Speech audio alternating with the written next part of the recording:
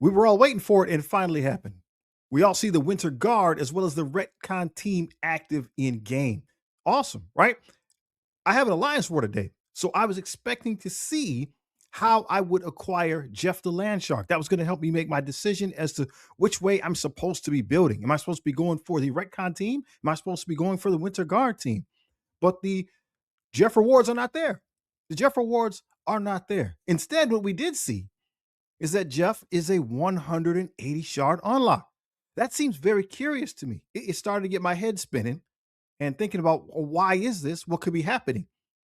Again, another question came to light when we saw the announcement on the official Marvel Strike Force Discord showing us that the Chaos teams are the New Mutants, the Winter Guard, and the Retcon team. I assumed, perhaps like some of you, that the Chaos node would be where we got those extra 50 Sentry shards. But if those other teams are part of it, then that can't be the case, can it? That can't be the case. We also see Jeff's being pushed back a little bit, right? He's in the game, but he's not in the game. We can see him, but we can't see him, right? Looks like he's coming out officially on the 11th. But still, my brain is spinning. What could be going on? I have an idea, and I think there's actually two main points that we need to consider. Do you remember when we fought Null? Okay, do you remember the Null version of Battle World? Do you remember the boss? No, excuse me, the bonus node. Do you remember the bonus node?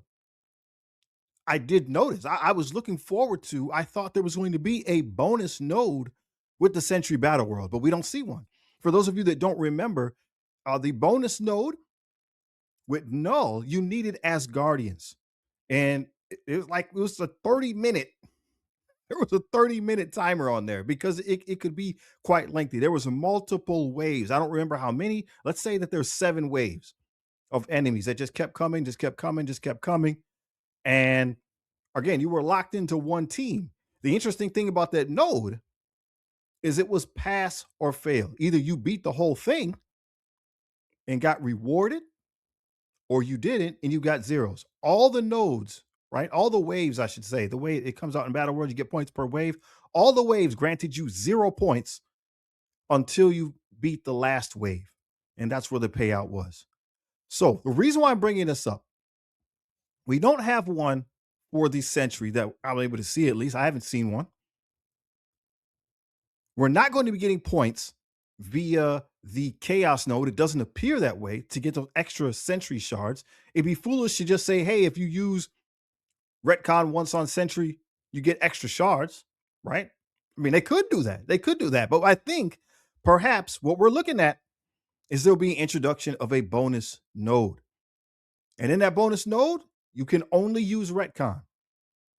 You can only use Retcon. Now, that doesn't mean it's going to be as punishing, I guess I would say, as the earlier one, but it could be because the blog didn't say up to 50 Sentry shards. It says you get 50 Sentry shards. So maybe we're looking at the same thing. Maybe we're looking at a pass-fail scenario with our Retcon team to give us those 50 extra shards for Sentry. Now, obviously, we can't prove this anytime soon.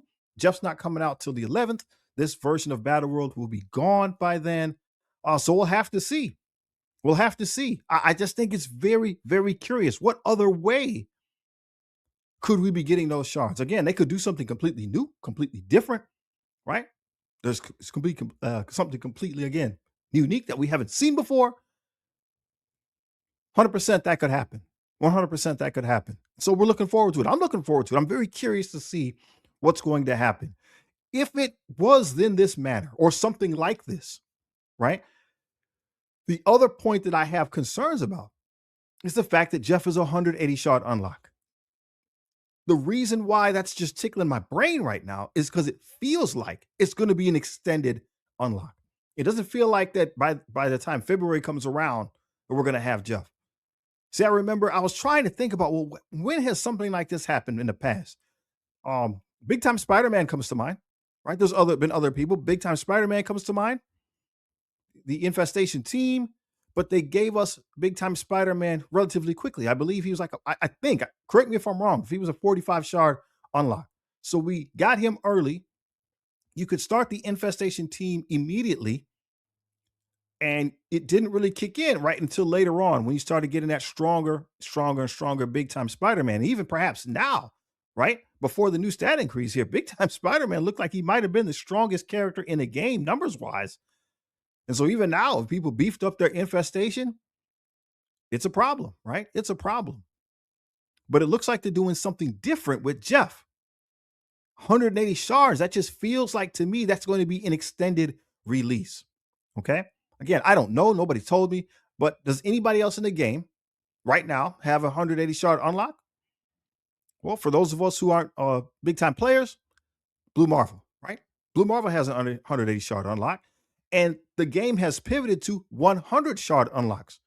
So any character in recent years that has been more than that, right? That's been 180. It's an extended unlock of some sort. There's some type of extra game mode you have to go through or something like that, right? It's a Dark Dimension release. I'm not saying Jeff's going to be a Dark Dimension release.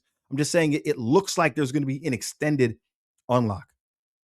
So those extra 50 Sentry shards, what if they're not meant to come early and help people get those unlocks? What if it's meant to come closer to the end, closer to that 2/3 of the way through, so that the big dogs can get their Sentry maxed out earlier? Not only did they get an early start, but they'll get him finished off earlier to make sure that he is indeed stronger than the rest of us at the normal pace. Again, I'm just curious about that. We haven't seen again how it's going to come to pass. We know that we're going to be getting Jeff somehow in the raid rewards. I don't think it will be like on a knockout basis. Maybe it could be that, right? But 10 successful attacks per player eliminates an opposing alliance. So if you have 10 successful attacks and you did one per knockout, right? That's what, 20 or excuse me, 50. Yeah, 5 teams, 10 attacks. So that's 50 shards. So if you did that per war, I mean, right, you're looking at a very short period of time here. One, two. So yeah, 4 wars, and he got them unlocked. And it doesn't feel like that's how it's going to be. So he's either going to be in the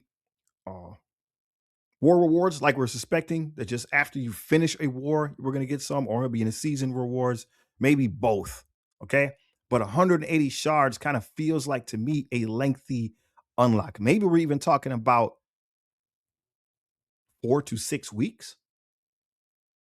That would be that would actually be reasonable, right? That would actually be reasonable because then that would kind of like be the release cycle. If it's like at that 4 to 6 week mark, release cycle for the retcon team. So if we're going to somehow in here start out with the release cycle for the Winter Guard team, right? You got to give that time to come out and breathe, just like it was another team, right? Just like it's the next team that would be coming out. There's about a month in between or so, right? Month and a half, month and a week. That's a reasonable time period for us to get that unlock, especially if it's at 180 shards and not at like 45 shards. Am I making sense? Then it's a true release. It kind of kicks in and kind of keeps the economy balanced. I wonder if I'm even on the right track. I want to hear what you think. Will we see a cheater bar, so to speak? Not that's the only word that comes to mind right now. Will there be some type of an offer that individuals can speed that up? I'm curious about that as well. That would increase that competitive drive for the people that have that are trying to be the tip top in war. Having the number one offensive team and the number one defensive team up and running at the same time definitely will help in those war rankings for people that care about that, who are trying to just demonstrate that they're the number one, right? There's for a lot of people, it's not the rewards that they're going after. They're just trying to be the best alliance in the game. And there's a lot of people that are following that. There's a Discord, I think it's called Civil War Discord, where they literally just kind of keep track of the rankings, right? Of who's better than whom, not the in-game rankings, so to speak, more like the actual, these two teams have played each other this many times. Therefore, this team is actually the number one team and whatnot, right? So there's people that take great pride in that. But that's just something that was coming to my mind. I wanted to share it, but I want to know what you think. Are we on the right track? Is the bonus node something that could be coming to the game? The No Battle World has it. Sentry doesn't. So maybe it's lurking there in the background waiting to be turned on, and maybe that's how we're going to get those extra Sentry shards. Just some of those tickling my brain. If you haven't sucked this video out right here, please do. It's legit.